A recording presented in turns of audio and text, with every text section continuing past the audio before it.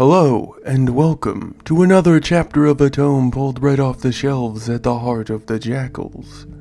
As always, I'm your skilled host, Lothrin, and there's ever so much more data to relay. So let's get to it, shall we? Go grab a filling meal, settle into a cozy spot, and pay accurate attention to Fleet Part 80, Motion.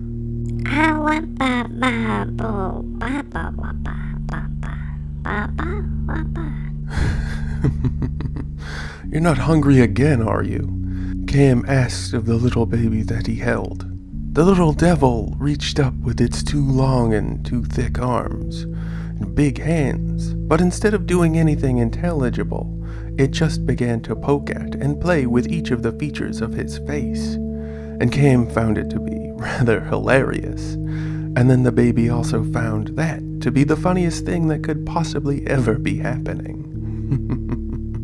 Have you decided on a name yet? Mara asked as she sat next to her fiancé, her belly just starting to show the life inside. You're not mad at me anymore? Cam asked of her rather hopefully. Let's not go that far, Mara replied, even as she reached forward to tickle the chin of the baby, making the child erupt into uncontrollable fits of laughter.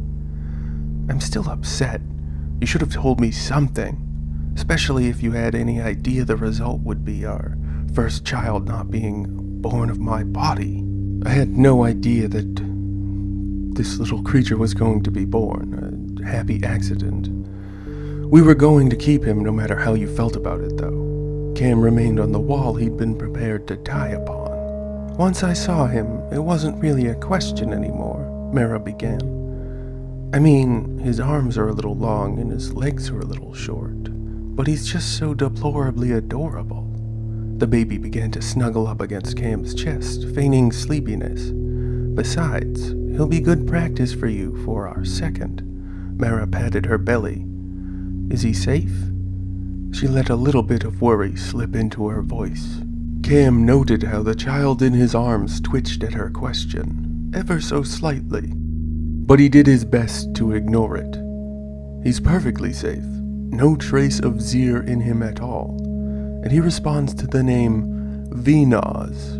Venaz woke back up, looking at Cam, then to Mara, and then back to Cam, pointing to his own face, and waiting patiently for one of them to say something, while beaming a brilliant, happy smile. Venaz is my son, Cam uttered, and Venaz nuzzled his father as furiously as his little body could manage. Cam saw Mara's raised eyebrow. Seriously, as soon as I picked him up, there was this purple and blue flash over his skin, and he changed a bit, altered somehow. When Vildar came back, he tested the baby and me. Says we have very similar DNA. Can I? Mara reached out to hold him, still looking a little unsure. Cam reluctantly pried the boy from his body and handed him off to Mara. And it happened again. This time green and yellow traces of light rippled across Venaz's features, and then the thickness of his arms softened ever so slightly, and he nuzzled up against Mara. Mama. Venaz whispered up to her as he held on tightly. Cam could see it in her eyes, the same thing he had felt when it had happened to him. Instant, brutal connection of love and caring. But Mara began to cry. Is something wrong? Cam was a little worried all of a sudden. He called me Mama, and I felt it. I felt that it was true and real. That was crazy.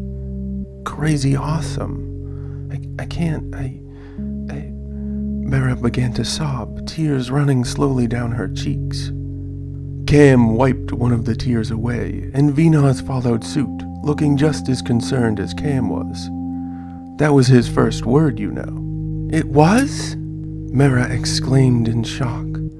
Oh, I'm going to love you with every last bit of my heart, little Venaz. Venaz erupted in another smile. Mission accomplished in his young mind, wrapping his massive arms around his mother. He's perfect. We can never let him go. Not ever. Mara, we may have to pry him loose as he grows. Cam joked, eliciting another little laugh from Beanoz.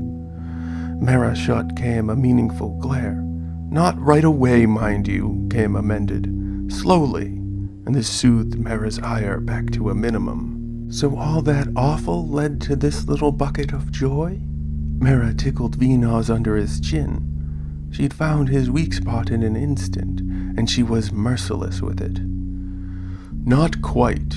I know we're only at, now 40% on personnel. The rest leaving after everything last week. It's understandable to a degree. And the test to clear them to let them go.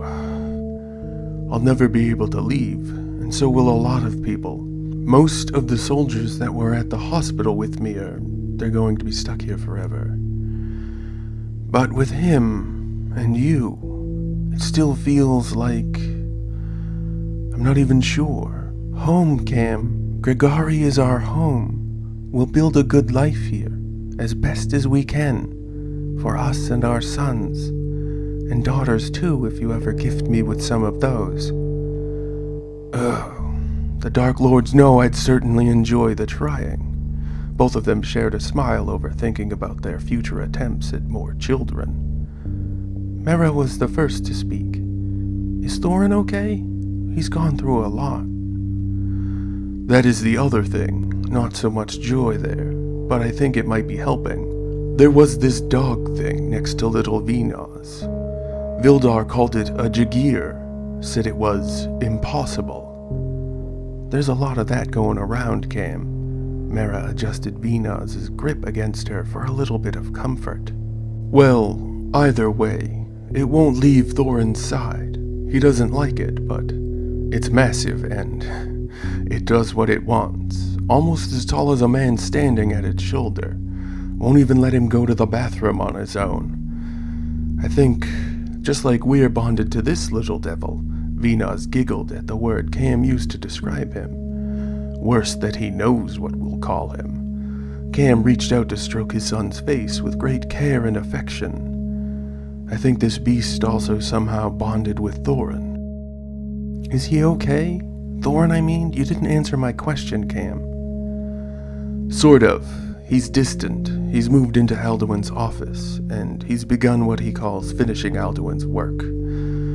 I don't approve. I asked Alduin, though, to find all of the vices on the station and report back to me about them. I think Thorin's trying to honor Alduin's memory as best as he can.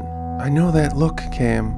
You want him to stop somehow, but if the boy feels he needs to do this, you keeping him from it isn't going to help. I know. You're a good wife. Cam noted how her face was sort of disappointed in him. And beautiful, he amended, noting the slightest of improvements in her features. And smart and gorgeous. You said that one already. It bears repeating. Cam kissed and held her afterward, but felt in his gut that he had no idea what was going to happen next, or how he was going to face any other impossible challenges that the Grigari system had in store for them. And so it is. Our time together has once more come to a close. I hope each and every one of you enjoyed the tale as much as I have the telling of it. As always, I've been your dedicated host, Lothran, and this was Fleet Part 80, Motion, another tale right from the heart of the Jakuls. And now, sadly, ever so sadly, we must once again part ways. Korvoth, guide them back along the proper path, back to the safety they know all too well. Yes, sir, Lothran.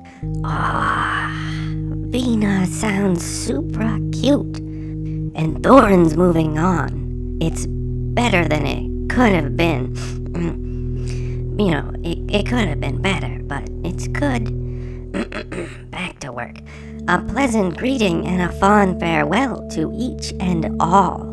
Please leave all your comments, questions, and kindnesses down below. Don't you let me catch a single one of you leaving any of that nasty, rude, or terrible stuff, though. That belongs somewhere else, not here. Got it? Do it elsewhere. Remember to like, share, and subscribe to help us learn, spread, and grow. And don't forget that we strongly encourage each and every one of you to stay safe out there. See you again tomorrow for the discussion. Good night and good luck. You'll need it. Bye-bye, everybody. Bye-bye. Bye-bye.